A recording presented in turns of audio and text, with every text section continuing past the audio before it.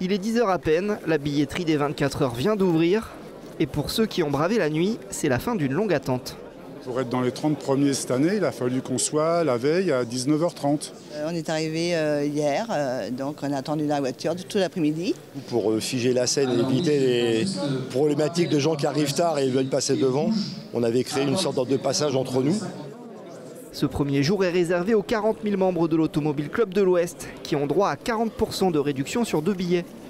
Et si certains sont venus aussitôt, c'est pour être certain de ne manquer de rien. Le parking qui est très important aussi, parce que pour se garer au moment des 24 heures, c'est plutôt difficile. On vient en famille depuis très longtemps et donc on veut avoir des places groupées pour être ensemble. Donc ça nous oblige à venir de bonne heure pour avoir cette certitude de passer les 24 heures ensemble. Pour les autres, arrivés un peu plus tard, vu l'affluence, l'attente va aussi être longue, même si les équipes de l'ACO s'étaient préparées.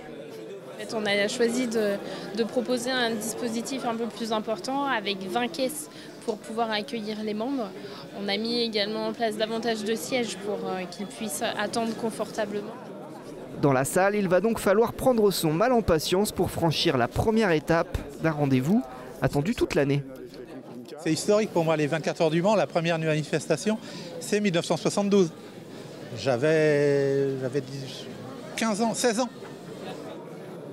Les 24 heures, c'est du 10 au 14 juin prochain. C'est ce vendredi que la billetterie ouvre au grand public.